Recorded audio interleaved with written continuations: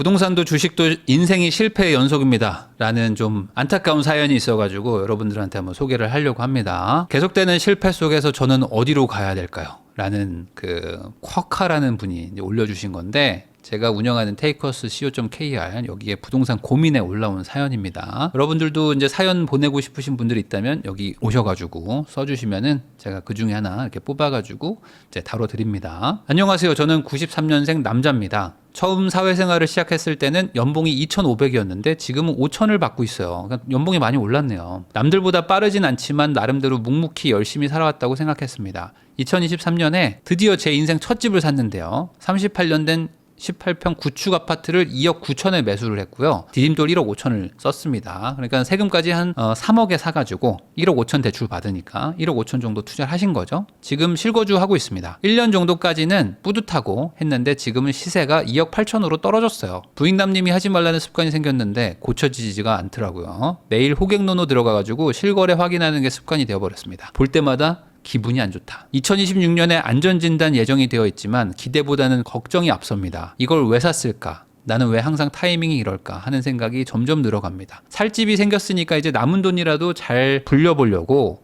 노후 대비로 연금저축도 좀 넣고요. 미국 주식 투자를 시작했습니다. 그런데 투자도 시작한 지 얼마 안 돼서 미국 관세 전쟁 이슈가 터지면서 주식 계좌가 폭삭 망해버렸습니다. 지금 뭘 해도 실패하는 기분이 들고요. 나는 왜 되는 게 없을까? 이렇게 가고 있는 게 맞는 건가? 요즘은 슬럼프를 넘어가지고 공허함과 무기력함만 남았습니다. 저는 소득의 80%를 저축하고 SNS도 안 하는데요. 셔틀버스가 있어가지고 교통비도 안 듭니다. 점심 저녁도 회사에서 해결하고 성격도 내향적이어가지고 집에 있는 걸 좋아해서 게임이나 러닝 같은 거를 취미로 하는데 요즘은 그마저도 재미가 없어서 아주 답답하고요. 거기다가 더 힘든 건 이런 고민을 털어놓을 사람이 주변에 없다는 겁니다. 돈도 안 쓰는데 주변 사람들이 저를 이상하게 봅니다. 왜 그렇게 아끼냐? 돈도 좀 쓰고 경험을 늘려라. 같은 말을 자주 듣는데 그렇다고 해서 그 사람들이 제 상황을 이해해 줄 수도 없고요. 결국 혼자 생각하다가 더 우울해지는 것 같습니다. 저는 어디서부터 다시 시작해야 될까요? 계속되는 실패와 외로움 속에서 어떻게 마음을 다잡고 다시 방향을 나아갈지 조언 좀 부탁드리겠습니다 라는 사연이었습니다. 근데 여러분들 이런 사연 보시면 어때요?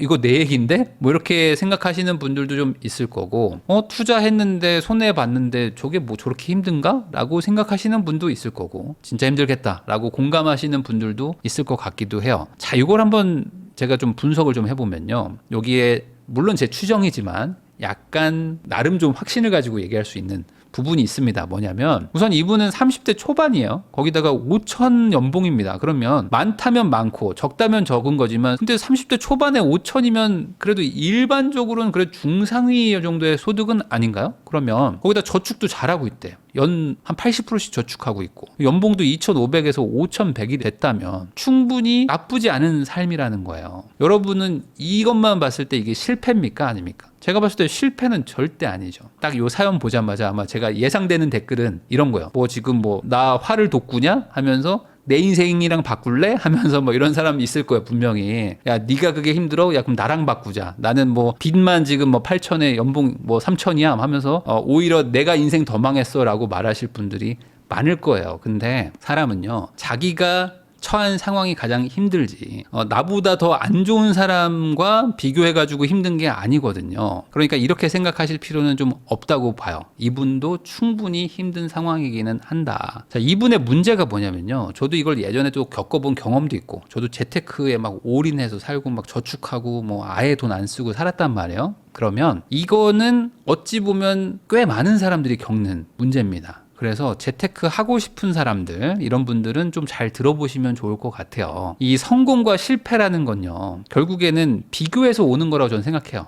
극단적으로 그 종교인 분들 있잖아요. 종교인 분들, 뭐 스님, 뭐 목사님, 뭐 아니면 뭐 신부님 이런 분들 보면은 사실 금전적으로 없으신데도 불구하고 막 남들을 막 돕고 아니면 뭐 정말 아무것도 안 가지고 있는 뭐 무소유의 삶을 사는 분들도 있고 다양한 분들이 있지 않습니까? 근데 그런 분들이 어찌 보면 경제적으로는 되게 안 좋은 상황에 빠져 있는 걸 수도 있죠. 일반적인 사람이 봤을 때는. 근데 그분이 과연 실패한 거냐? 저는 그거는 아닌 것 같아요. 그러면 성공과 실패라는 거, 이게 도대체 뭘까를 보면 그 비교 대상을 기준으로 성공일 수도 있고 실패일 수도 있는 거죠. 그러니까 누구랑 비교하느냐의 문제인 거지, 더 정확하게 얘기하면은 내가 충분히 성공했어도 실패한 사람이 될 수 있고요. 내가 실패했지만 성공한 사람이 될 수도 있다는 얘기를 제가 하고 싶은 겁니다. 그러니까 이게 꼭 객관적인 숫자로만 가지고 얘기할 수는 없는 부분이 있어요. 자, 한번 볼게요. 93년생 남자에다가 연봉이 2,500에서 5,100이 됐어요. 열심히 살아왔다고 생각합니다 라고 적어주신 것 자체에서 제가 좀 착안한 건데, 이분은 과거에 나랑 비교할 때는 열심히 잘 살았다고 얘기를 하는 사람이에요. 여러분들 보이시죠? 내가 93년생인데 연봉이 2배가 됐어요가 제일 첫 번째 문장이에요. 그러면서 열심히 살았다고 생각합니다 라고 했다는 거는 과거랑 비교할 때는 난 성공한 사람인 거예요. 근데 왜 지금 실패한 느낌이 들까? 주변 사람과 비교하기 시작하면서부터인 거죠. 자, 주변 사람들이 어떤 사람들이죠? 내가 2,500만 원의 연봉을 받을 때, 시작했을 때 그 주변 사람들이 지금도 만나기도 하겠지만, 지금 내 주변에 있는 사람들은 다 연봉을 5천만 원 이상 받는 사람들이 많을 거 아닙니까? 그러면 그때 딱 느껴지는 거예요. 내가 왜 이거밖에 없지? 나는 2,500에서 여기까지 왔으니까 충분히 잘한 건데 이미 5,000에서 시작한 애들도 많잖아, 세상에는. 그러니까 이 친구들하고 비교하니까 내가 돈이 좀 적은 거예요. 모아놓은 것도 생각보다 없어. 근데 이 친구들 중에 뭐 집이 또 괜찮은 친구들도 있고 하니까 더 적어 보여. 어느 순간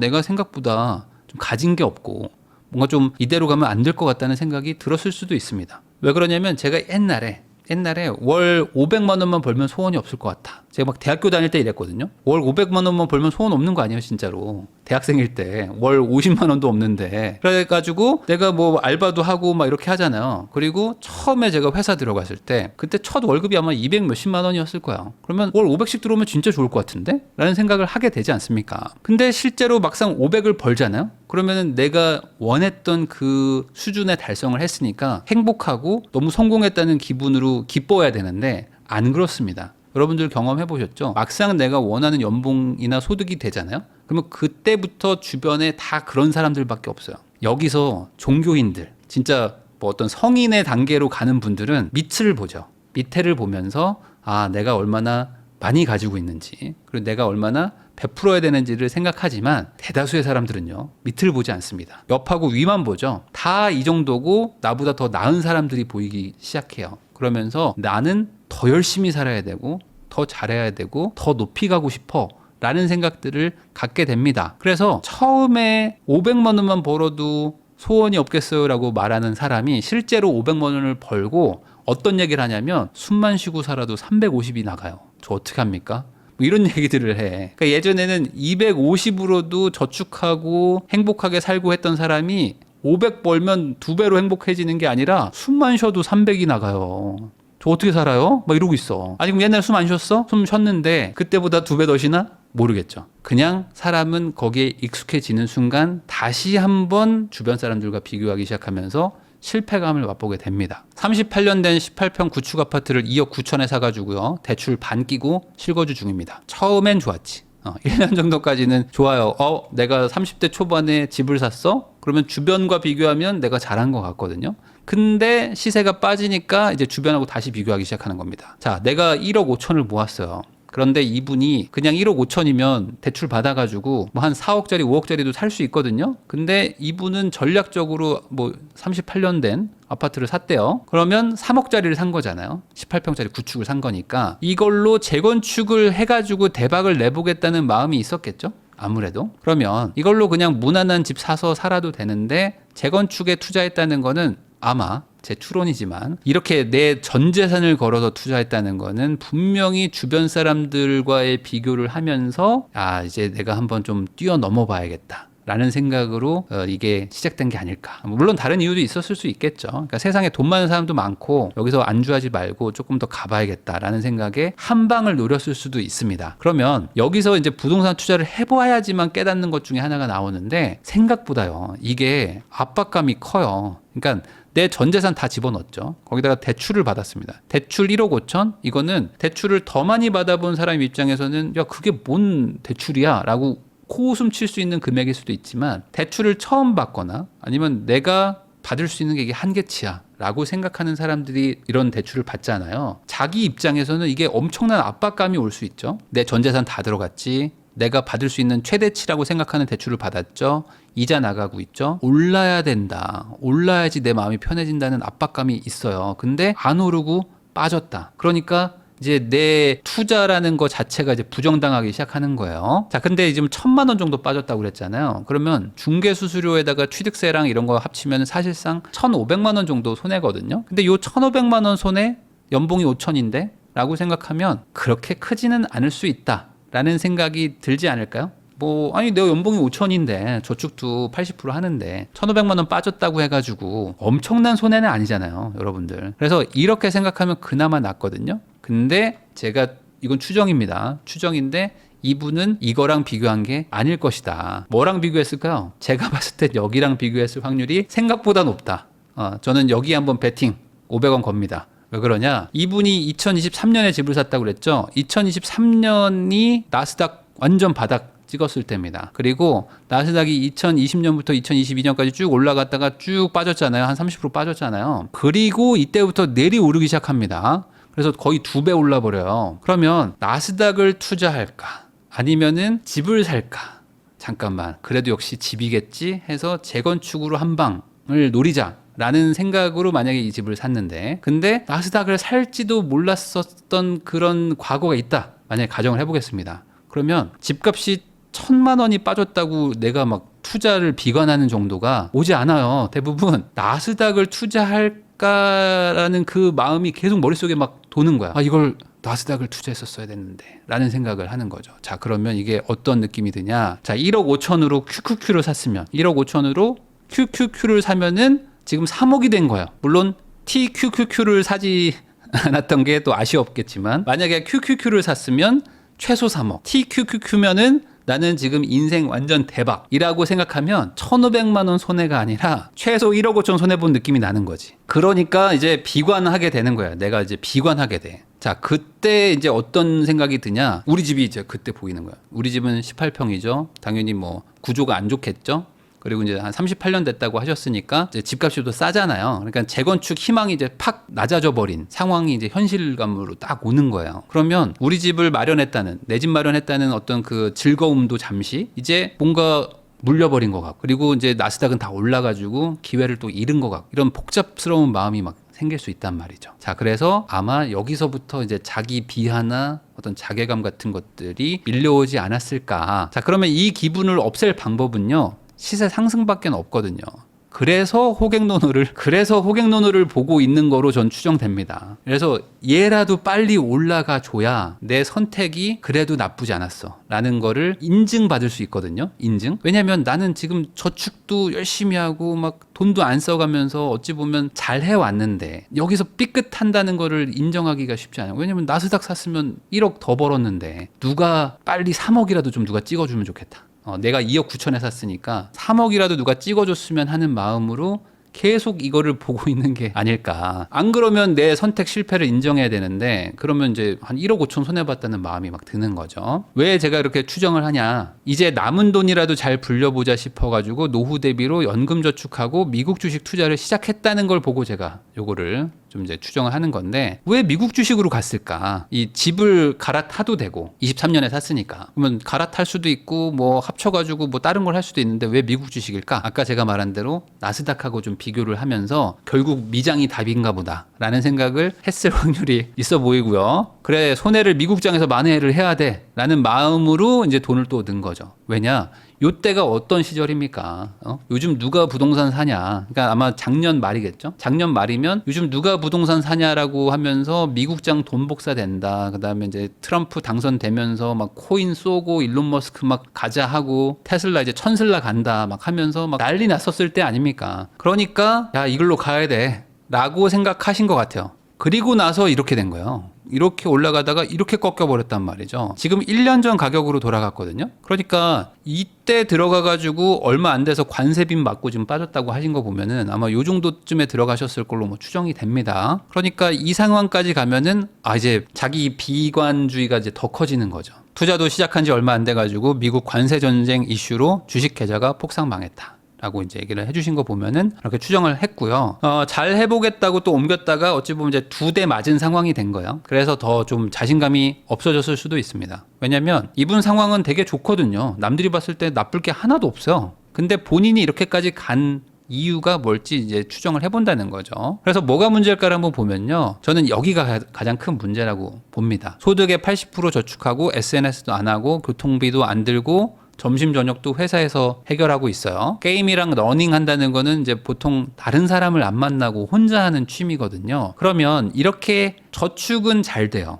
저도 이렇게 해봤거든요. 사람들 막 다 2년 끊고 돈만 모으고 막 투자만 하고 했던 시절이 있어봐서 아는데 이렇게 하면 돈은 모입니다. 근데 이게 쉬운 건 아니에요, 절대. 사람들이 부자가 되기 힘든 가장 큰 이유 중에 하나가 이 저축이거든요, 저축. 저축이 쉬우면 다들 저축하죠. 그래가지고 부자가 되겠지, 돈을 굴려가지고. 근데 저축이 어려우니까 투자금이 없어가지고 이제 리스크 있는 고위험에 투자했다가 부자가 못 되는 확률이 높은 거거든요. 저축이라는 거는 절대 쉽지 않아요. 그리고 저축은 쉬운 게 아니라 힘든 거를 참는 게 저축이에요. 그래서 참았기 때문에 참은 거에 대한 보상을 사람이 기대합니다. 그래서 저도 옛날에 저축을 하면서 막 투자도 하고, 근데 저축을 막 계속 그렇게 유지할 수 있었던 진짜 근본적인 이유는 투자가 성공했기 때문이에요. 그러니까 투자로 성공을 해보니까 야, 이렇게 하면 돈이 불어나네? 그러면 저축을 해야겠다. 힘들어도 이걸 보상이 돌아온다는 걸 내가 안 거예요. 그러니까 저축을 더 해. 나중엔 어떻게 되냐면요. 돈을 더 안 쓸 수 있는 방법은 없나? 막 이런 걸 나도 모르게 막 생각하고 있어. 자기 전에. 밥을 더 안 먹으면 안 되나? 방법 없나? 옷을 안 사면 안 되나? 뭐 어떻게든 막 95% 저축할 수 없나? 돈을 어디서 막 더 벌 방법 없나? 막 이런 생각을 막 해. 넣으면 돈이 2배로 막 돌아오니까.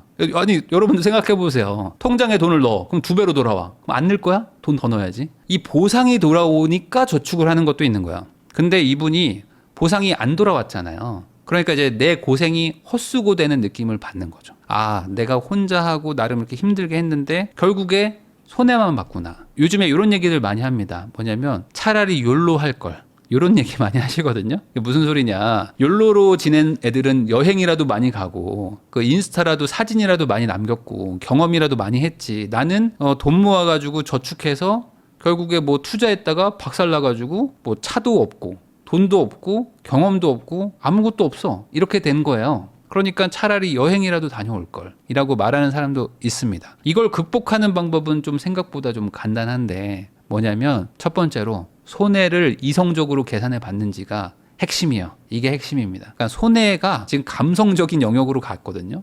이걸 이성적으로 데려와야 돼. 내가 도대체 얼마나 손해봤을까? 은행에 적금 넣은 거 대비 얼마 손해인지 한번 따져보세요. 그러니까 그 1억 5천을 가지고 은행에 넣어놨을 때 뭐 3년간 받을 수 있었던 뭐 이자가 있을 거 아닙니까? 그 이자 그리고 원금 이렇게 한번 따져보고 그 다음에 이 집을 사가지고 손해본 거 그리고 대신에 실거주 비용을 아꼈겠죠? 전월세 비용은 아꼈죠? 이런 거 이제 플러스 마이너스 해봐야 되죠? 거기다가 주식 투자해가지고 손해봤다고 하는데 그 손해본 금액이 도대체 얼마인지 정확하게 계산을 다 해보세요. 원 단위까지. 합쳐보세요. 얼마 손해인지는 이성적으로 판단해야 됩니다. 자, 나스닥하고 비교하지 마. 여기다가 비교하면 안 됩니다. 제가 봤을 때 지금 멘탈을 봤을 때는 나스닥이 2023년부터 1년 내내 올랐잖아요. 그때 다 못 먹었어요. 분명히 중간에 내렸을 확률이 높습니다. 그러니까 남들 최고로 잘 된 거랑 비교하지 마시고 예금 이자랑 한번 비교해 보세요. 그러면 딱히 그렇게 손해 크지 않을 겁니다. 많이 봐야 뭐 몇 달 정도 저축액에 몇 달 정도 손해 본 걸 거예요. 뭐 크면 뭐 1,500, 2,000, 뭐 3,000 정도 손해 보지 않았을까. 그러니까 저는 이 정도 손해 본 거는 충분히 메꿀 수 있는 상황이라고 보거든요. 요거를 나스닥, 뭐 TQQQ, 뭐 비트코인, 뭐 알트코인 뭐 이런 거랑 비교하니까 너무 큰 돈을 놓친 것처럼 지금 본인이 비이성적 판단을 하고 있다라고 저는 생각합니다. 뭐 대략 한 6개월에서 8개월 저축하면 되는 정도의 손해가 아니었을까 추정합니다. 만약에 그렇다면 그게 인생을 무너뜨릴 정도인가? 절대 아니죠. 이 정도 돈은 사실 언제든지 잃을 수도 있고 언제든지 벌 수도 있는 돈이에요. 자, 그리고 두 번째로 그 집도 안 사고 나스닥도 안 사고 뭐 아무것도 안 했다고 치고 예금을 들고 있다가 오늘 만기로 돈을 받았다고 칩시다. 그럼 내 통장에 뭐 한 2억 있다고 쳐요. 그러면 오늘 기준으로 같은 집을 사고 같은 주식을 똑같이 살 것인지를 한번 판단을 해보세요. 그러면 여기서 깨달음을 얻으면 제가 봤을 때 몇천 손해 본 것도 의미가 있다고 봅니다. 왜냐? 이 깨달음이 그 손해의 몇 배를 벌게 해줄 거거든요. 뭘 깨달음을 얻어야 되냐 이겁니다. 제가 아무리 공부하고 아무리 고민해보고 아무리 생각해봐도 지금 다시 이 집을 사고 지금 다시 제가 샀던 그 나스닥을 살 것 같습니다 라고 1번으로 결론이 나도 좋고요. 두 번째, 아무리 공부하고 아무리 생각해봐도 제가 잘못 산 게 맞네요. 그래서 저는 지금 이 집을 안 살 것 같고요. 저는 그때 그 샀던 주식을 지금은 안 살 것 같습니다 라고 생각이 든다면 저는 1번, 2번 둘 다 좋다. 좋은 대답이다. 핵심은 아무리 공부하고 생각해도 여기에 있는 거죠. 아무리 공부하고 생각해봐도 1번이든 2번이든 결론만 낼 수 있으면 저는 성공한 거라고 봐요. 자, 내가 잘못 샀다면요. 팔고 손해를 확정하면 돼요. 집을 팔아버리면 그만이야. 그리고 저축하면 금방 회복됩니다. 뭐 아무리 많이 손해봤어도 1, 2년 정도 열심히 모으면 다 회복되죠. 진짜 뭐 레버리지 쓰고 그러지만 않았다면. 그러니까 이거는 많이 손해봐야 몇 달에서 1년 정도 고생하면 회복이 되고 그 돈으로 잘 굴려서 만회하면 되는 거죠. 내가 공부하고 고민하고 깨달음이 있었다면 분명히 다음번에 돈 벌 수 있어요. 반대로 내가 잘 산 것 같다고 생각하면 보유하고 버티면 되죠. 아니 어차피 나는 지금도 살 건데 뭐. 그러면 보유하고 버티면 나중에 좋아질 때 그때 팔면 된다라고 생각하면 좋습니다. 이 주식에 좋은 격언이 있잖아요. 팔지 않으면 손해가 아니다. 팔지 않았기 때문에 아직 손해를 본 건 아니에요. 손해로 추정되고 있는 거지. 그러니까 내가 공부 다시 해봤는데 여전히 좋아. 역시 이걸 사길 잘했어. 잠깐 출렁일 뿐이야 라고 생각하면 버티면 좋은 날 올 겁니다. 근데 최악은 뭘까요? 최악은 공부도 안 해. 판단도 안 해. 노력도 안 해. 그리고 원망을 하는 거예요. 원망. 근데 사실 대부분의 사람들이 이 길로 갑니다. 소수만 깨달음을 얻고 다수는 원망을 해요. 누구를 원망하냐? 남 탓을 합니다. 뭐 어떤 분들은 왜 나를 안 말렸어? 친구한테 야 내가 너 그때 집 산다고 말했었잖아. 그때 네가 나 말렸었잖아. 그랬지. 근데 내가 샀잖아. 그때 왜 나 안 말렸어? 이렇게 얘기하는 애가 있어. 진짜로 진심으로. 야 그때 나 더 말려줬어야지 라고 말하기도 합니다. 그러니까 얼마나 남 탓을 하면은 친구 탓을 해. 그리고 자기 원망하는 사람도 많아요. 나는 안 되는 사람이야 라고 하면서 난 의미가 없어 무의미해 막 이렇게 하기도 합니다. 남 탓을 하든 자기 원망을 하든 달라지는 건 하나도 없거든요. 근데 아까 말한 대로 최악의 상황은 그냥 공부도 안 하고 판단도 안 하고 노력도 안 하는 거. 이렇게 하는 사람이 많아요. 근데 이런 사람이 안 되셨으면 좋겠어요. 제가 이렇게 한번 설명해 볼게요. 대학교 등록금 내는 경우 있잖아요. 그리고 학원비 내는 경우 있잖아요. 그러면 대학교 등록금, 학원비 이런 것들은 손해인가요? 이득인가요? 여러분들은 어떻게 생각하십니까?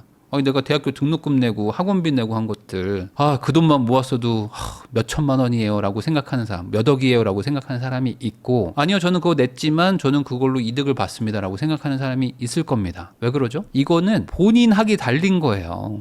본인이 이거를 냈지만 그 이상을 얻으면 나는 그게 투자를 한 것이고 내가 이거를 하나도 못 얻었으면 그냥 나는 여기서 그냥 손해 본 겁니다. 자 그러면 심플한 거죠. 이 문장에 대한 답은 본인에게 달렸다. 나는 이번에 손해를 본 겁니까? 아니면은 수업료를 낸 겁니까? 제가 너무 정신 승리하는 거예요. 정신 승리일 수도 있지만 저는 여기에서 답을 찾는다면 이거는 절대 손해가 아니라고 봅니다. 오히려 젊을 때 이렇게 손해 한번 보고 한번 밑바닥을 찍어보는 것도 길게 봤을 때는 투자에서는 도움이 된다고 봐요. 저도 옛날에 투자할 때 간이 되게 작았거든요. 근데 이런 것들을 겪으면서 이렇게 좀 커지는 건데 많은 사람들이 이런 어떤 고생이나 아니면 어떤 심리적인 불안감 이런 것들을 안 겪으면서 무조건 성공만 하길 바래요. 근데 다시 한번 말하지만 손해인 건지 수업료인 건지는 내가 정하는 거예요. 그러니까 이 상황에서 내가 뭘로 결론을 낼지는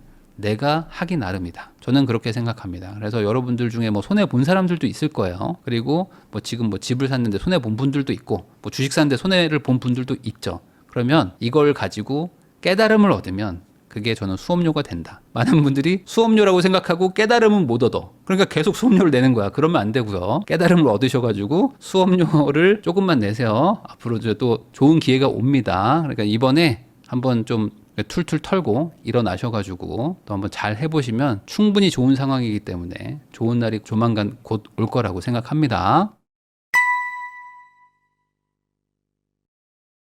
사연 상담하겠습니다. 주식에 재능이 있어가지고 집을 조금 안 사도 될까? 집에 너무 돈 깔고 있는 게 좀 낭비 같은데요? 라는 분이 있어가지고 한번 상담해 보려고 합니다. 실거주 갈아타기 해야 될까요? 주식 투자를 해야 될까요? 수익률이 20%입니다. 라는 어떤 분이었어요. 근데 여기 월별 주식 수익률 정리 요거 보이시죠? 요 자기의 수익률까지 표를 올려주셨습니다. 사연 볼게요. 안녕하세요. 저는 대학 졸업 후부터 직장 생활했지만 부모님이 통장 관리를 해주셔가지고 까막눈으로 살다가 2021년도에 부익남님 덕택에 경제에 눈뜨고 부동산 주식 투자하고 있습니다. 작년에 결혼해가지고 공무원 신혼부부로 혼인신고는 아직 안 했지만 열심히 잘 살고 있고요. 최근 부동산 과열 분위기와 함께 주변에 결혼하는 친구들이 많다 보니까 9억에서 11억대 집을 매수하는 경우를 많이 보고 남편도 실거주 갈아타기를 원하는 상황에서 고민이 되고 있습니다. 25년도 6월 기준에 자산 및 투자 현황은 아래와 같습니다. 부동산은 서울 5급지 200세대 23평 실거주 아파트. 저는 요즘에 이런 얘기들을 하시는 분들이 많던데, 그러니까 뭐 상급지, 뭐 하급지 이런 정도는 저도 이해가 되는데 이 급지는 뭘로 나누는 거예요? 1급지, 2급지, 3급지, 4급지, 5급지가 뭐 있나요? 이거 뭐 나누는 기준이 있어요? 나는 잘 모르겠네요. 이거 그냥 단순히 그냥 중위 가격으로 나누신 건가? 어쨌든 5급지래요. 5급지를 가지고 있다. 내 집값이 뭐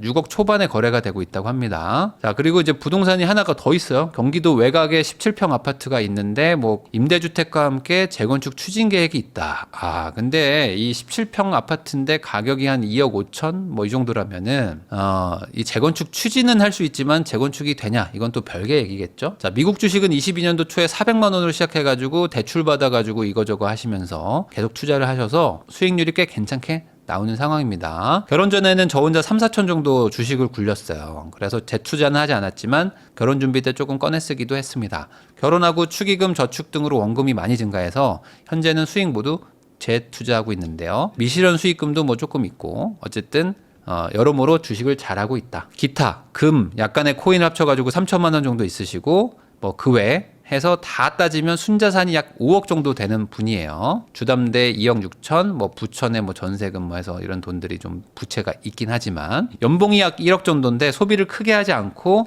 다만 저축을 타이트하게도 못하는 아마 이제 뭐 그냥 적정하게 쓰시는 분들인 것 같아요. 평달에는 200 정도에서 100 정도 저축하고 돈이 좀 수당이 들어오면 좀 더 하고 있습니다. 올해 4천 저축을 목표로 하고 있는데 현재까지 2천만 원 저축했습니다. 그러니까 저축도 뭐 아예 못하는 건 아니고 21년도에 부익남님 채널 및 뭐 다른 것들 여러 가지 보면서 강의도 많이 들었는데요. 23년, 24년에 제가 살던 서울 5급지 부동산을 매도하는 과정, 지방 수도권을 8곳 정도 임장하고 부천을 매수하는 과정을 겪으면서 부동산에 약간 회의감도 든 거죠. 부동산은 실물이다 보니까 직접 봐야 되죠. 가서 막 중개사 상대해야 되죠. 임차인도 맞춰야 되죠. 여러모로 힘들단 말이에요. 사람 상대가 쉬운 게 아닙니다.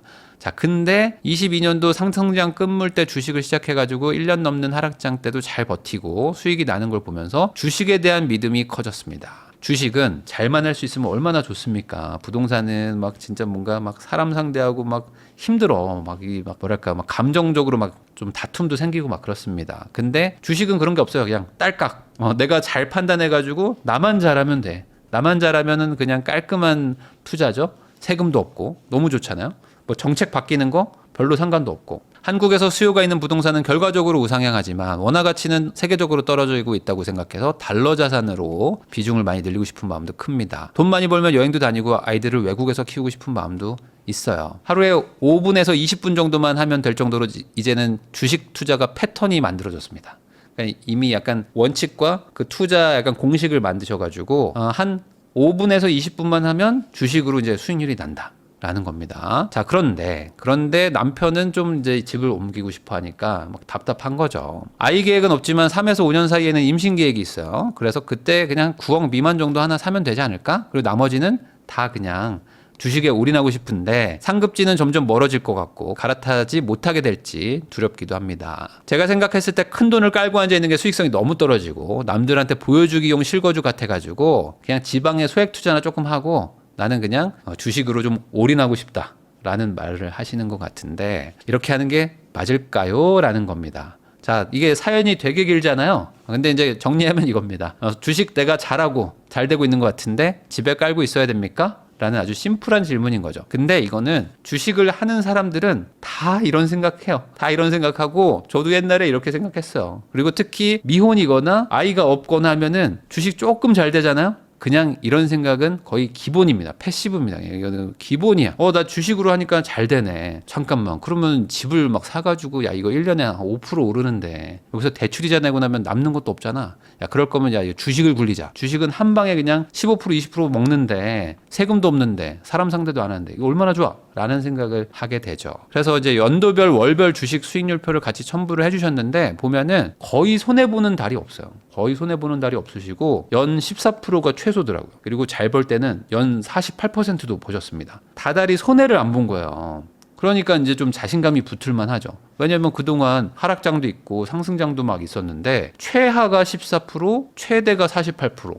근데 이게 한두 해가 아닙니다. 한 4년, 5년 하신 거예요. 그럼 자신감 있을 수 있는 거 아닙니까? 주식 투자를 잘할 수 있다면 사실 부동산 투자는 큰 의미가 없거든요. 왜냐면 아까 이제 사연자도 얘기했지만 세금도 떼야 되죠. 뭐 황금성도 나쁘지. 사람 상대하지. 이게 제일 힘들어. 임차인 상대하고 뭐 집 고쳐달라고 뭐 전구 고쳐달라고 뭐 변기 물이 안 내려가요. 뭐 지금 뭐 도어락이 고장 났어요. 고쳐주세요. 막 이런 얘기들을 하다 보면은 이게 여러모로 힘듦이 오죠. 저도 21살부터 27살까지 주식 투자 진짜 미쳐서 살았거든요. 온 정신을 여기다 쓰면서 주식만 투자하고 그리고 막 그때 책을 뭐 진짜 뭐 100권이 뭐야 더 읽었을 겁니다. 군대에서도 주식책만 읽었으니까. 그러면서 주식에 정말 올인했었는데 제가 부동산 투자로 바꿨거든요. 그럼 바꾼 이유가 뭘까를 한번 생각을 해봐야 됩니다. 자, 주식 투자를 잘하던 분들이 어느 순간 길을 잃어요. 길을 잃고 막 방황하기 시작합니다. 왜 그러냐? 요겁니다. 연봉으로 감당 안 되는 투자금을 굴리기 시작하면서 이분들이 방황하기 시작합니다. 이게 주식은 진짜 멘탈 싸움이잖아요. 그러다 보니까 일을 각오를 하고 버는 거거든요.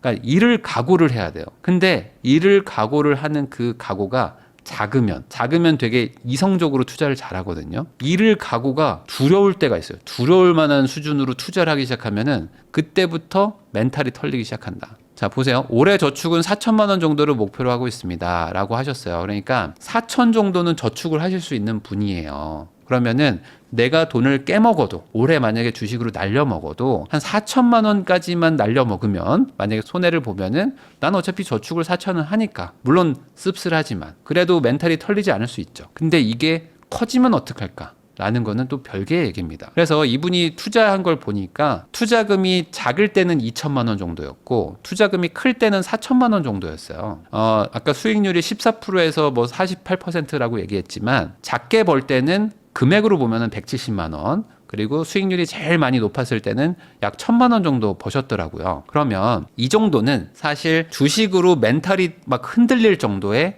큰 원금을 가지고 아주 공격적인 투자를 했다고 보기는 어렵겠죠.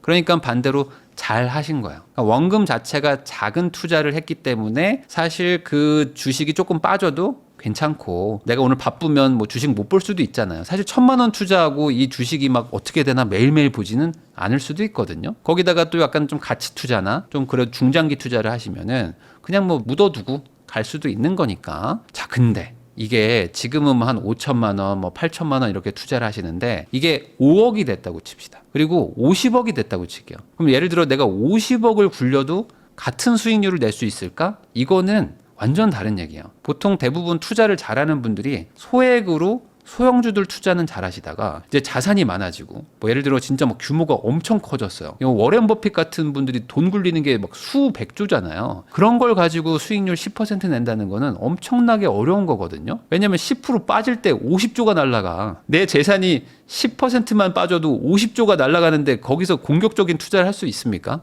어렵죠. 많은 분들이 이런 얘기 하거든요. 압구정 현대 아파트 안 사고 삼성전자 샀으면 돈 더 벌었다고. 그러니까 예전에 뭐 20년 전에 30년 전에 압구정 현대 안 사고 그걸로 삼성전자 샀어봐라. 돈 더 벌었지. 이런 얘기들 정말 인터넷에 많이들 하시는데 내 재산의 80%를 부동산에 넣기, 주식에 넣기. 여러분들 이 둘 중에 뭐가 더 심리적으로 안정감이 있을까요? 이 심리적 안정감이라는 거를 무시하면 안 됩니다. 왜냐하면 유동성이라는 거, 이 변동성이라는 게 크다는 거는 이 심리적으로 엄청난 충격과 공포를 주거든요. 자, 둘이 합쳐가지고 연봉이 약 1억 정도 되시고 올해 저축은 4천만 원 정도 하셨다고 했잖아요. 그러면은 연봉이 1억이면은 실수령이 뭐 한 7천 정도 왔다 갔다 하죠? 그러면 실수령 7천만 원인 부부가 만약에 지금처럼 뭐 4천만 원, 6천만 원 투자하는 게 아니라 7억을 넣었다고 쳐요. 왜냐면 나는 그냥 집은 그냥 작은 거 하나 그냥 얻고 나머지는 돈을 그냥 주식으로 굴리고 싶다 해서 연봉 7천인데 이제 공무원 부부시니까 연봉이 많이 늘어나지 않겠죠.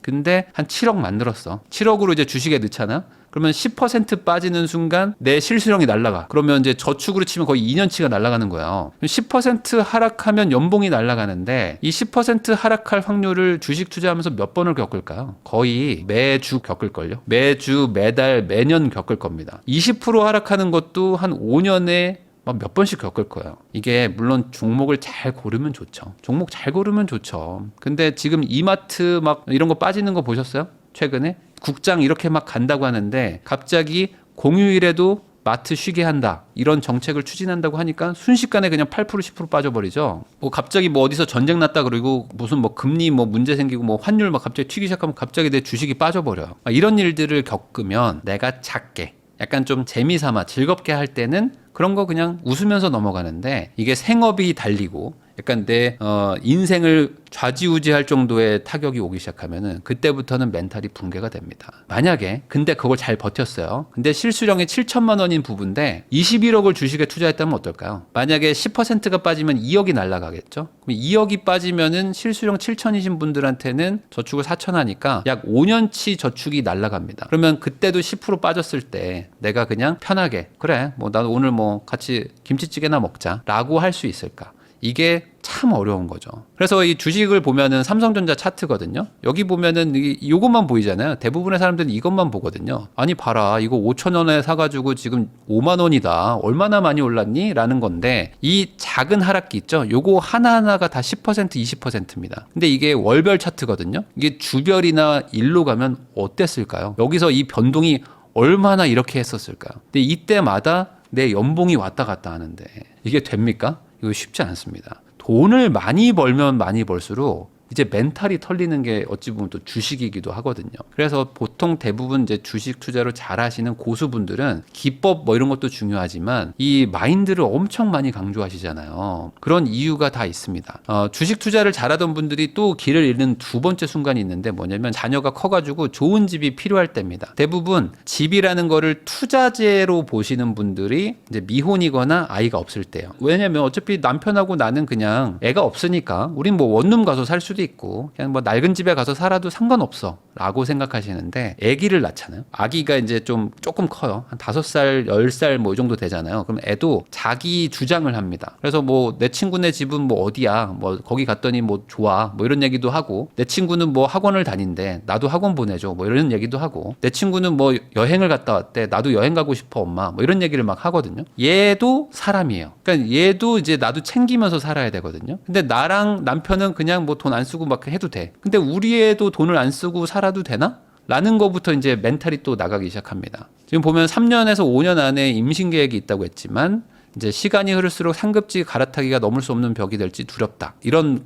마음이 지금 공존하시거든요. 그러니까 상급지를 가고 싶은 마음도 있는데 저게 돈을 엉덩이에 깔고 너무 낭비하는 것 같기도 하고 이 복잡스러운 마음 때문에 집을 잘 안 사고 주식 투자 막 하시는 분들도 있어요. 그러다가 나중에 애 때문에 좋은 집을 사려고 하시는 그런 경우가 딱 옵니다. 그러면서 그때 약간 후회하는 분들이 있어요. 아 결국 주식으로 돈 벌어가지고 집 샀네? 그럴 거면 그냥 집을 옛날에 사놓을 걸. 괜히 그냥 그동안 고생했네? 라고 얘기하시는 분들도 있습니다. 물론 제가 이제 여러분들 만나봤을 때 주식으로도 뭐 큰 부자 되고 하신 분들도 금융자산 대비 집에 대한 욕심이 없는 분들도 있어요. 당연히 있죠. 근데 아닌 분들이 더 많아요. 돈을 많이 버시면요. 좋은 집에 가서 또 사세요. 우리나라가 어쩔 수가 없는 게 집의 가격이나 위치 같은 거를 가지고 사회적 지위를 설명하는 나라입니다. 그리고 이게 과거보다 훨씬 더 좁혀지고 있어요. 옛날에는 서울 살면 됐습니다. 조선시대나 뭐 6.25 끝나고 우리나라가 못 살 때는 서울에 살면 좋다 이랬어요. 근데 지금은 아니죠. 그 뒤로는 뭐 강남에 살아야 된다. 강남에서도 무슨 동에 살아야 된다. 무슨 동에서도 무슨 아파트 살아야 된다. 무슨 아파트에서도 뭐 한강이 보이네 안 보이네 이런 거 가지고 급을 나눕니다. 그러다 보니까 내가 지금은 집이 별로 필요 없고 불필요해 보이지만 나중에 가서는 집이 필요하게 될 때가 있어요. 그때 가면 그 집도 올라가 있어요. 나도 열심히 주식을 했는데 집도 올라가요. 근데 문제는 집값이 규모가 훨씬 커요. 그러니까 나는 투자금 원금을 뭐 3천, 5천, 1억으로 굴리는데 집은 뭐 6억, 9억짜리를 산단 말이죠. 뭐 10억짜리 사는 경우도 있습니다. 똑같은 자산인데 얘는 내가 굴리는 주식보다 규모가 뭐 한 5배에서 10배 이상 큰 거를 가지고 있는 거잖아요. 그러다 보니까 집은 5%만 올라가도 10억짜리 5% 오르면 얼마입니까? 5천만 원이 올라요. 근데 내가 1억 가지고 5천 벌려면 수익률이 50%여야 돼요. 그러면 한 번도 안 까지고 계속 벌어야 돼. 그러니까 이거를 절대 가격의 차이로 보면요, 이게 따라잡는 게 쉽지는 않습니다. 그럼 이걸 어떻게 따라잡냐? 나도 주식 투자 원금을 키워야 돼요. 주식 투자 원금을 키우잖아요. 옛날에 5천만 원 할 때랑 5억으로 할 때랑 멘탈이 틀리다니까. 이 멘탈이 틀려. 똑같은 주식을 샀는데 예전엔 충분히 버티고 웃으면서 그냥 밥 먹을 수 있는데 이제는 밥을 못 먹어요. 그러면서 흔들립니다. 이상한 선택들을 하게 되죠. 안 팔고 다시 물을 타면서 버텨야 되는 타이밍 때 그 저점에서 던져버려요. 그리고 다시 올라가면 고점에 사고 막 이렇게 됩니다. 주식이 어려운 이유는 투자금이 커질 때 진짜 그때부터 어려워지는 겁니다. 이 주식 투자에서 답을 찾았다는 느낌을 받으시면은 이 두 가지를 하면 돼요. 첫 번째, 시드를 계속 늘리면 됩니다. 내가 5천으로도 잘했어. 그러면 1억도 한번 투자해 보는 거죠. 1억으로도 투자를 잘해요. 그럼 2억으로 또 늘려보는 겁니다. 2억도 잘해. 그럼 5억으로 늘려요. 5억으로도 잘하면 10억으로 늘리면 되는 거죠. 이 시드를 계속 늘렸는데도 투자를 잘 하시잖아요. 그럼 엄청난 부자가 돼요. 그렇게 되면은 부동산 투자 할 이유가 없습니다. 그리고 두 번째, 어느 순간 하다 보면 시드가 멈추실 거예요. 아, 나는 이 이상은 못하겠다. 나는 이 뭐 5천, 1억이 최대치다. 라는 그 선이 옵니다. 저도 그런 선들이 오더라고요. 와, 이거 이 정도로 내가 열심히 했는데도 이거밖에 못 벌었는데 앞으로 돈이 까질 수도 있고, 여기서 내가 이 투자금을 막 5천이 아니라 5억, 50억을 투자해도 과연 잘할 수 있을까? 라는 게 막 겁나더라고. 그러면서 아, 이거는 안 될 것 같은데, 뭔가 다른 이거보다 훨씬 더 크면서 조금 안정적인 자산이 필요할 것 같은데 라는 생각으로 하다 보니까 부동산으로 옮긴 거거든요. 아니, 어차피 리스크를 테이킹 할 거라면은 조금 안정적인 거를 하고 싶다. 왜냐면 돈을 많이 투자를 해야 되니까 겁이 나는 거예요. 그래서 주식으로 되게 돈 많이 버신 분들이 꼭 부동산을 삽니다. 부동산을 뭐 집을 사는 분도 있고 건물을 사는 분도 있고 뭐 아예 그냥 뭐 단독주택 같은 걸 막 큰 걸 사는 분들도 있어요.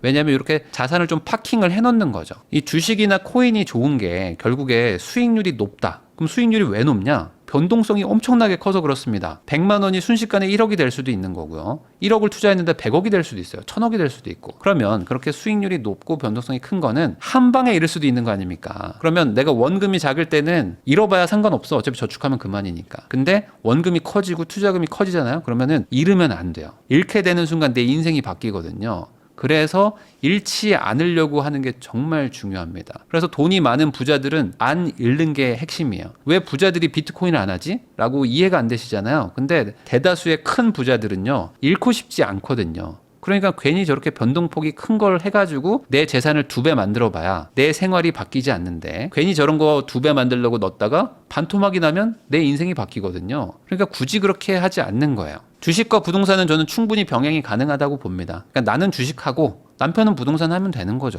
그러니까 남편이 집을 사고 싶다고 하면은 뭐 일정 부분 돈을 또 떼가지고 부동산 사시고 대출도 갚고 남는 돈이 또 있지 않습니까? 남는 돈 가지고 또 주식을 하면 되는 거죠. 주식을 꼭 5천, 뭐 1억, 뭐 10억, 100억으로 해야 되는 것도 있겠지만 뭐 1,000만 원 가지고 주식 못 하는 거 아니잖아요.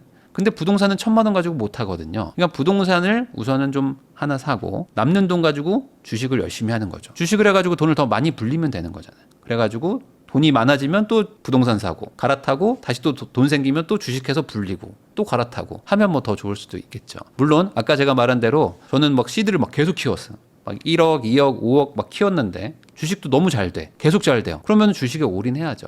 그리고 한 50억, 100억 부자 되신 다음에 그중에 일부 떼가지고 뭐 좋은 집 하나 사고 그렇게 살아도 상관은 없습니다. 왜냐하면 실제로 주식에 재능이 있는 분들이 있더라고요. 그런 분들은 엄청난 부자가 돼요. 막 3년 전에 돈이 하나도 없었는데 갑자기 50억 부자가 되고 막 그래요.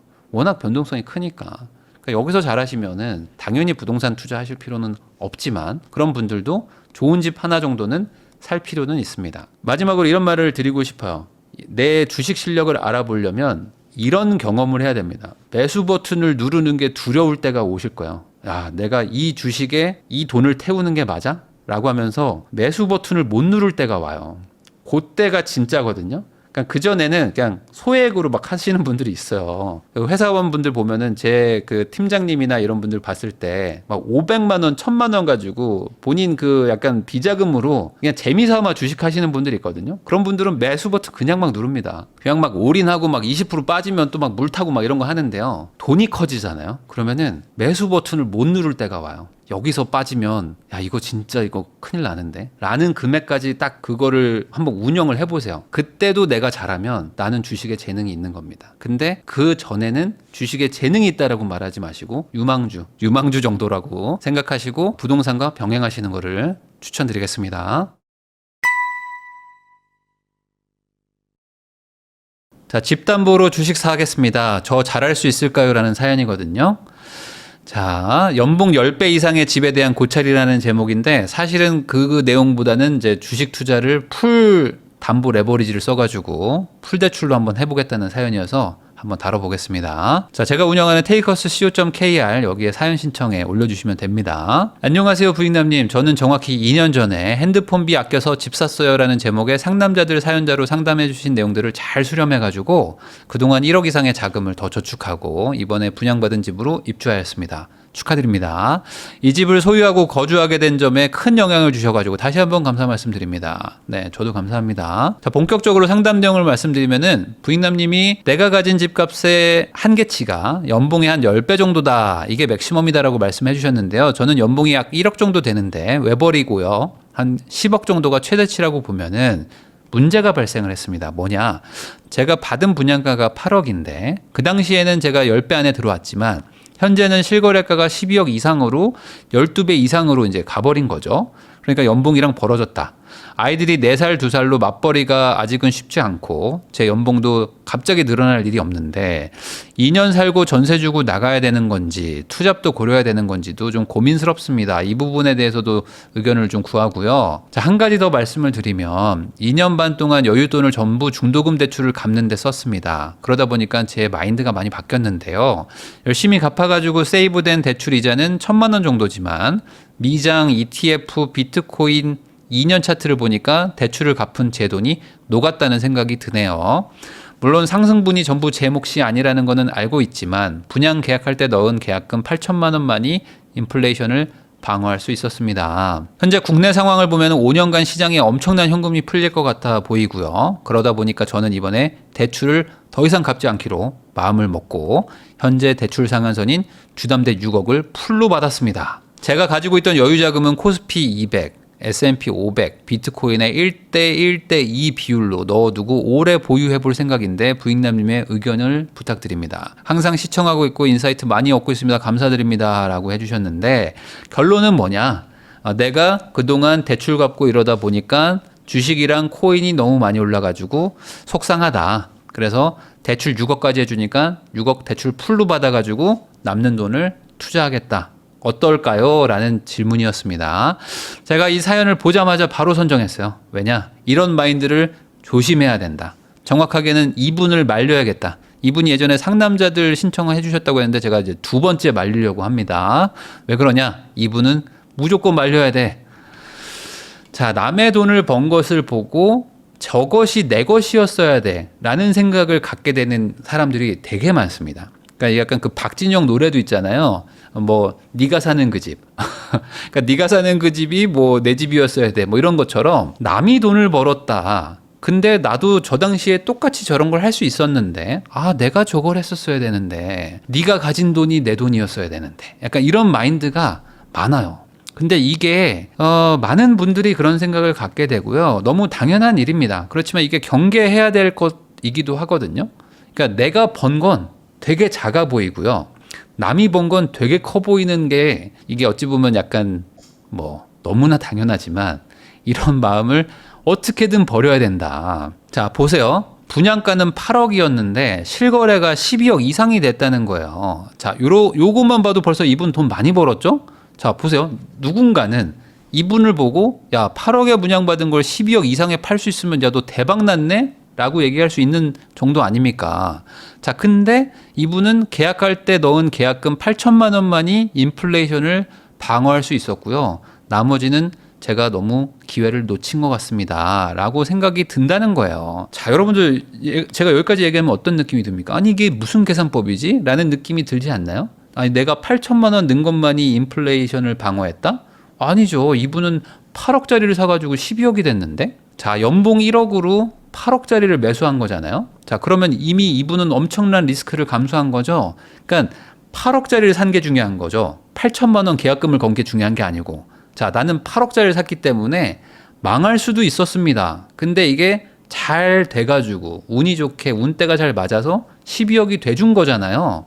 그러니까 이거는 그냥 너무 당연하고 작게 느껴진다. 근데 남들은 막 비트코인 사가지고 막 몇 배 벌었다고 하니까 저게 저 돈이 내 돈이었어야 되는데 라는 생각이 든단 말이죠. 자, 이게 레버리지를 많이 쓰고 산 거예요. 기본적으로. 자, 그러면 한 번 삐끗하면은 회복되기 쉽지 않은 레버리지입니다. 연봉 1억인데 8억짜리 집 산 거 자체가 큰 리스크예요. 근데 이 리스크를 감수하고 잘 번 거죠. 그리고 그 리스크를 줄여보려고 대출 원금을 갚았던 겁니다.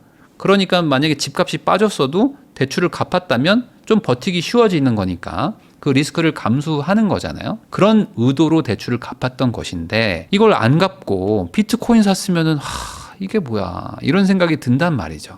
자, 지나고 나서 보면요 너무 쉬워 보이는 게 투자입니다. 제가 한번 보여드릴게요. 이게 비트코인의 2년간 차트입니다. 2년 전에 얼마였냐면요 3,400이더라고요. 3,400. 23년 9월에 3,400이었습니다. 그러면 이때 샀으면 지금 1억 7천 정도 왔다 갔다 하잖아요. 얼마입니까? 그냥 5배입니다. 2년 전에 내가 집을 안 사고 만약에 이거를 8억을 비트코인 샀으면 지금 40억 부자가 됐네? 이런 생각도 들 수도 있고요. 뭐 40억 부자는 필요 없어. 나는 그때 2억만 샀어도 이미 10억이 된 거예요. 이러면 웬만한 투자를 다 이길 수 있는 투자처가 바로 비트코인이었는데 이거를 눈 뜨고 코 베인 것 같은 느낌. 내가 이때 살아 있었는데, 나 이때 돈 있었는데, 나 이거 왜 안 샀지? 라는 생각밖에 안 든단 말이죠. 자, 근데 여기서 깨달으셔야 되는 게 있습니다. 뭐냐? 2년 전에 3,400만 원이었던 이유가 있지 않을까요? 자, 지나고 나서 보니까 23년에 3,400일 때 살 걸. 이러는 생각이 들지만 그 2년 전에는 왜 3,400이었겠냐고요. 그걸 생각을 해봐야 되죠. 자, 모두가 그때 망한다고 하고 코인 별로라고 하고 코인 뭐 끝났다고 하고 뭐 약간 뭐 오르긴 했지만 야 이거 이제 언제 또 빠질지 몰라 뭐 이거는 뭐 비트코인은 뭐 쓰레기 같은 거야 하면서 막 모두가 막 욕할 때였습니다. 모두가 망한다고 하니까 3,400인 거죠. 그리고 모두가 좋다고 하니까 1억 7천인 거고 간단한 거 아니겠습니까? 그러니까 지나고 나서 살 걸이라는 생각은 누구나 합니다. 23년에 집값이 엄청 빠졌을 때 그때는 아무도 안 산다고 하니까 집값이 그렇게 빠졌던 거고 지금 돌아보니까 23년에 안 산 게 바보 같잖아요. 그러니까 지나고 나서 보면은 23년에 살 걸 하지만 그 당시에 우리가 다 살아 있었는데 그때 못 산 이유는 야 지금 사면 다 망한다고 하니까 그 가격이었던 거죠. 그럼 이렇게 생각을 해보면요. 내가 과연 2년 전에 투자를 했다고 해서 정말 돈을 벌었을까? 이걸 한번 상상해 볼 수 있는데 여러분들도 한번 생각을 해보세요. 내가 2년 전에 만약에 진짜 3,400에 산 거예요. 비트코인을. 다들 망한다고 할 때 그러면 어떻게 됐을까요? 자, 사자마자 생각보다 횡보하다가 바로 올라줍니다. 벌써 여기서 마음이 푸근해지죠. 이미 거의 2배 올랐어. 자, 내가 처음에 불안하니까 많이 못 샀을 거 아니에요. 남들 다 망한다고 하는데 어떻게 내가 전 재산을 갖다 박습니까? 아마 내가 뭐 한 1억 있었으면은 한 1,000만 원 샀겠죠? 1,000만 원 사가지고 2배 올랐어. 벌써 2배 됐죠? 마음이 푸근해. 근데 마음 한켠에는 불만이 많아. 왜? 네 돈이 내 돈이었어야 되라는 마인드는 여기서도 발동합니다. 내가 2달 전에 1억을 샀었다면 난 벌써 2억이 됐는데 고작 1,000만 원 사가지고 옆에 그 친구는 1억 사가지고 2억 벌었다는데 내가 뭔가 실수했구나 라는 생각이 안 들겠습니까? 이 마인드를 갖고 있으면 자 그러면 이제 횡보하죠. 횡보할 때 사면 좋은데 안 삽니다. 안 사고 어떡하죠? 다시 치고 올라가. 지금은 놓칠 수 없다면서 여기서 사죠. 보통 여기서 삽니다. 왜냐면 요때 일주일 만에 팍팍팍 올라갔어요. 그래서 하다가 안 살 수가 없어. 보통 이쯤 샀을 거야. 뭐 여기나 맞죠? 이쯤이나 여기서 샀을 거야 대부분. 그러니까 여기서 1억 샀으면 푸근했는데 1,000만 원밖에 못 샀기 때문에 이쯤에서 한 5천에서 8천 태웁니다. 그리고 나서 어떻게 하죠? 막 출렁출렁 하기 시작하는데 못 버티죠. 왜냐면 나는 후반에 돈을 태웠기 때문에 빠지는 게 마이너스 한 20% 빠졌거든요. 그럼 내가 1억 전 재산 투자해서 2천만 원 날렸습니다. 근데 이 매도하는 이쯤에는 사람들이 뭐라고 그러죠? 비트코인 끝났다.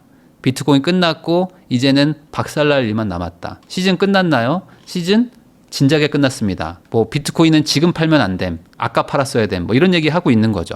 그러니까 이때 못 버티고 분명히 던졌을 거예요. 자, 이때 던지면 어떻게 되죠? 자, 마음 후련하죠? 하자마자 바로 튀었죠. 하자마자 바로 튑니다. 한 2달 만에 그냥 갑자기 또 급등해 버렸어요. 2달 만에 거의 막 3배, 2배가 올라 버려요. 그러면 이제 미쳐버리는 거죠. 그러니까 여기서 다시 매수. 자, 여기서 매수합니다. 안 할 수가 없어요. 이거는 도저히 매수 안 할 수가 없는 타이밍이에요. 여기서 내가 던졌는데 이걸 안 사? 무조건 사죠. 사면 어떻게 됩니까? 횡보하다가 다시 올라가요. 여기서 푸근하죠. 여기서 푸근합니다. 그래서 남은 신용을 또 땡겨서 살 수밖에 없다. 이제는 진짜 가자가 되는 거죠. 이제 시즌 왔다. 불장 왔다면서 여기서 신용 땡겨서 샀을 겁니다. 주담대 받아서 샀든지. 그리고 나서 쫙 빠지죠. 쫙 빠지니까 어떻게 됩니까? 아, 시즌 끝나는 거죠. 왜 아직도 가지고 계신 거죠? 하면서 서로 막 싸워. 그러면서 여기서 또 매도합니다. 매도하면 어떻게 되죠? 다시 어김없이 올라가죠. 올라간 다음에 이젠 못 사. 왜? 내가 벌써 2번 얻어맞으니까 못 사겠죠? 지금은 아마 관망하고 계셨을 겁니다. 관망하면서 비트코인은 너무 고평가인데, 아, 지금은 좀 아닌 것 같고요. 121선 깨지면 뭐 그때 들어갈랍니다 하면서 갑자기 전문가가 돼. 갑자기 신중해져. 여기서부터는. 그러니까 결국에는 비트코인으로 손해만 보고 관망만 하고 있을 포지션일 확률이 높다. 제가 봤을 때 이 패턴 따라가신 분들 꽤 많을 것 같아요. 아마 이렇게 하지 않았을까. 자, 차트가 우상향이잖아요. 이 코인만 보면 차트가 너무 좋아. 계속 우상향인데 왜 이렇게 손해본 사람이 많냐 이거죠. 그 안에는 무수한 변동성이 있고요. 제가 지금 말한 건 주봉입니다. 일봉으로 보면 어떻게 되죠? 시간으로 보면 어떻게 돼요? 5분봉으로 봐도 더 많이 있죠. 중간에 빠졌던 경우도 많고요. 그러니까 이게 돈 벌기가 진짜 쉽지가 않습니다. 자, 지금 이분이 코스피 살려고 하시잖아요. 코스피를 살려고 하는 이유가 뭘까요? 많이 올라섭니다. 많이 올라서.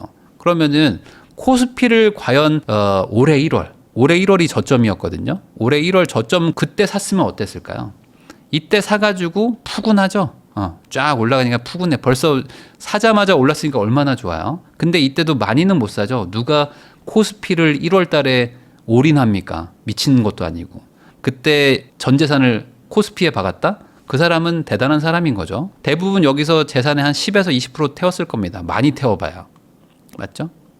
태우고 쭉 횡보. 아, 역시 국장은 아닌가 했는데 다시 올라. 2월부터 갑자기 막 올라가기 시작하죠. 가자 했는데 불안하죠. 막 빠지니까 불안해. 근데 다시 또 올라가니까 이제 가나? 하면서 여기서 계속 불타기 막 했었는데 결국에 어떻게 되죠? 4월에 기록적인 폭락이 옵니다. 그러면서 이때 쫙 빠지면서 2,400을 깨죠. 그러니까 이제 어떻게 하십니까? 아, 역시 국장 다시는 안 한다 했던 분들이 4월에 엄청 팔았습니다.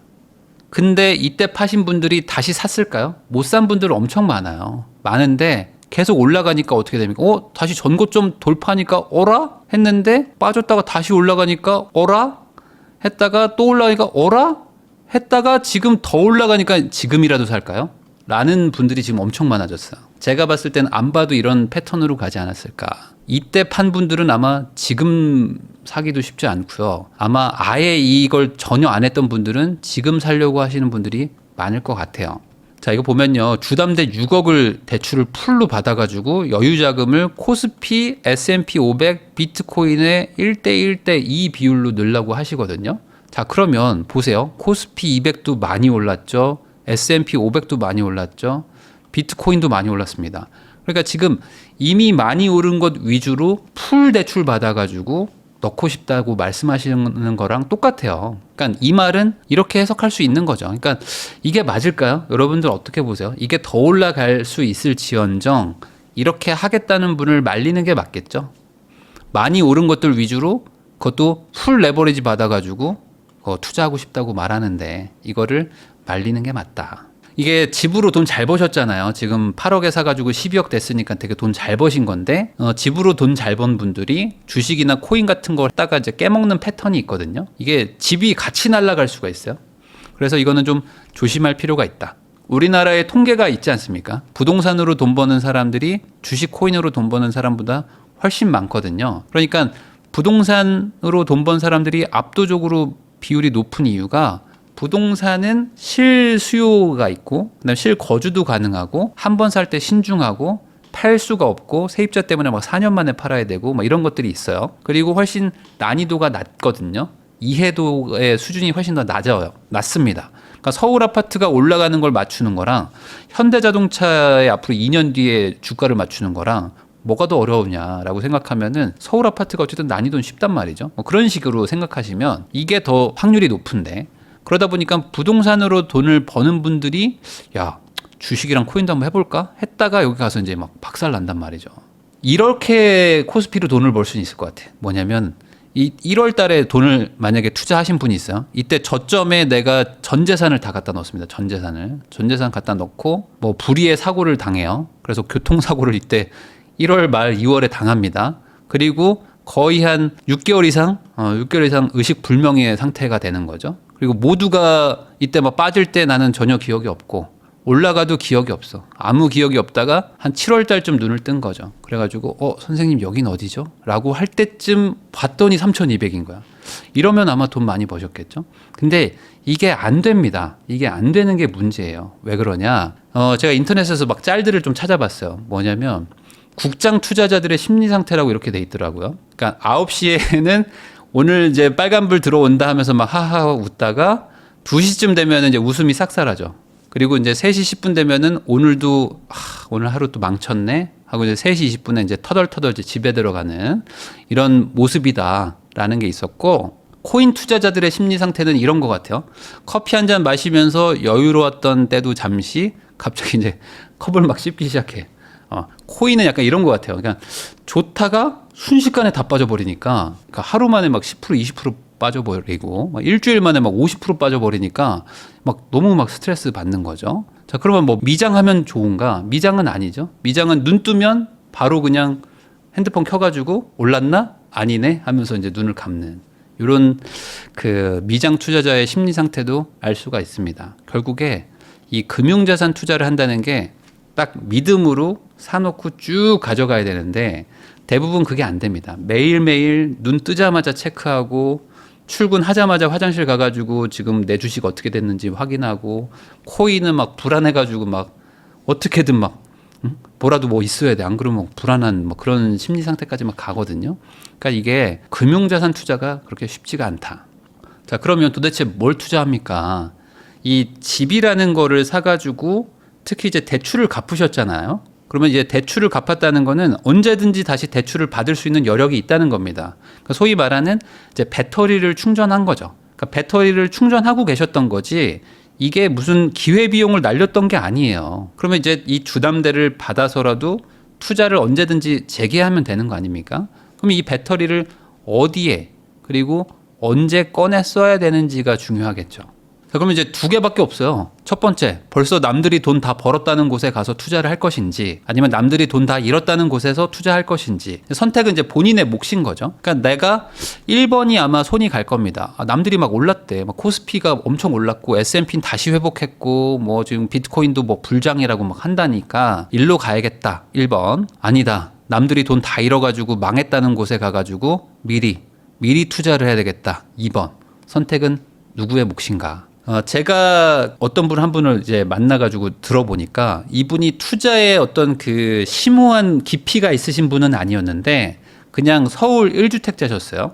근데 하도 대구가 분위기가 안 좋다고 하다 보니까 대구에 투자하면은 더 빠지지는 않겠다라는 생각을 가지고 대구에서 제일 좋은 아파트를 사야 된다라는 생각에 대구 수성구에 있는 아파트를 사신 분이 한 분 있었습니다. 근데 이분이 뭐 부동산 투자 경험이 엄청나게 많거나 뭐 그런 건 아니었는데 딱 하나만 생각한 거예요. 뭐냐면 남들이 다 안 좋다고 하니까 그 안 좋은 동네 가면 싸게 살 수 있겠구나. 그러면 그 싸게 살 수 있는 동네 가가지고 제일 좋은 곳 사면은 어떻게 좀 회복이 되지 않을까? 라는 생각으로 샀다는 거예요. 근데 이게 되게 좋은 논리잖아요. 왜냐면 언제나 영원한 건 없기 때문에 오르면 빠지고 빠지면 오를 것이다. 그러면 빠진 동네 가가지고 제일 좋은 거 사놓으면 제일 빨리 회복되지 않겠느냐라는 아주 단순하지만 확실한 진리에 투자를 하신 겁니다. 이런 투자를 부동산에서 하는데 이거를 글로벌적으로 금융자산에서 하시는 분이 워렌 버핏 아닙니까? 워렌 버핏 이분이 항상 얘기하는 게 이런 거잖아요. 너무 좋은 회사가 정말 아무 가치가 없는 것처럼 최악의 평가를 받을 때 나는 그때 가가지고 그 주식을 쓸어 모은다. 이런 마인드로 투자하셔가지고 지금 세계에서 최고 부자 중에 한 분이 되신 분입니다. 그러니까 시장이 떨어질 때가 돈을 넣기 가장 좋은 타이밍이다. 이분은 이제 이 말을 지금 80년째 하고 계신 거거든요. 80년 동안. 그러니까 이왕 투자한다면은 공포감이 높은 곳에 투자를 해야 되지 않겠느냐. 저는 이렇게 생각하거든요. 그래서 이게 맞다고 생각하시는 분도 있고 아니라고 생각하시는 분들도 있겠죠.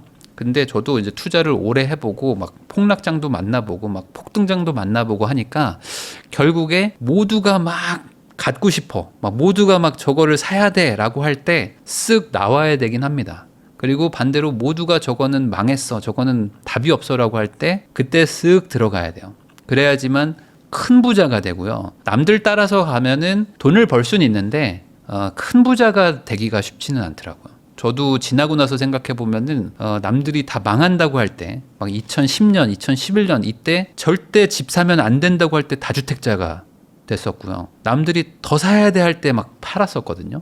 그러니까 그런 게 없으면 유의미하게 인생이 바뀌지는 않는다. 그러면 나는 지금 코스피 그리고 S&P 500 그리고 비트코인에다가 풀 대출 받아가지고 그것도 레버리지를 왕창 땡겨서 이자 내가면서 거기다 투자하면 잘 버틸 수 있을 것인가 라는 걸 한번 고민해 볼 필요가 있다. 마지막으로 제가 이 얘기를 드리고 영상을 마무리하겠습니다. 제가 09년도에 삼성물산에 입사를 했습니다. 그래서 삼성물산 건설 부문에 입사를 했기 때문에 레미안을 짓는 회사잖아요. 그래서 레미안을 짓는 회사니까 당연히 레미안 퍼스티지를 지었겠죠. 레미안 퍼스티지가 이때 막 지어졌는데 미분양이 떴습니다. 그래가지고 사내 메일이 돌았어요. 그러면서 저희가 이제 신입사원이니까 레미안 퍼스티지 25평 살 사람 하면서 메일이 왔습니다. 그래서 요거 너네가 사면 뭐 복지 포인트도 주고 뭐 이거저거 뭐 혜택을 줄 테니까 혹시 보고 싶으면 보러 와. 뭐 이런 얘기가 이제 사내에 돌았던 거죠. 공식적인 메일이 왔습니다.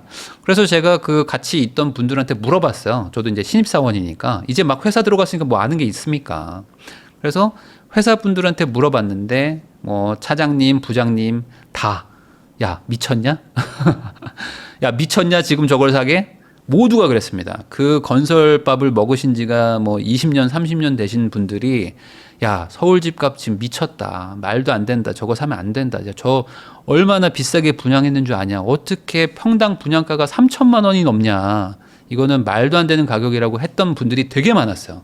근데 제가 알기로 몇몇 분은 사셨더라고요. 그때가 여기입니다. 그러니까 이때 샀어도 사실 거의 한 4, 5년을 계속 횡보해요. 그러니까 아마 산 분들은 엄청 후회했겠죠. 아, 이걸 내가 왜 샀지? 이거 진짜 쓸데없는 거 왜 샀지? 뭐 이런 생각을 하셨겠죠. 근데 그 다음에 어떻게 되죠? 이렇게 간다. 결국에 좋은 어떤 가치가 좋은 것들이 저평가될 때 사면은 시간은 좀 걸릴지언정 뭐 빠지진 않았잖아요. 안 빠지면 어떻습니까? 그러면 버틸 수 있는 거 아닙니까? 그러면 이렇게 가지고 가면서 전세 올려 받아가지고 이 돈 가지고 대출 상환하면서 버텼으면 지금 뭐 여러 개 샀던 분들보다 훨씬 더 큰 부자가 돼 있을 수도 있겠죠. 근데 대다수의 사람들은 어떻게 하죠? 이때 안 사고 이때 산다. 더 가겠죠? 하면서 사는 분들이 많다는 겁니다. 그러니까 내가 어떻게 할 것인가? 나는 작은 돈을 벌고 싶은 건지 큰 돈을 벌고 싶은 건지 이런 생각을 한번 해보시면서 기준을 잡으시면 좋을 것 같아요. 나도 이때 살 걸.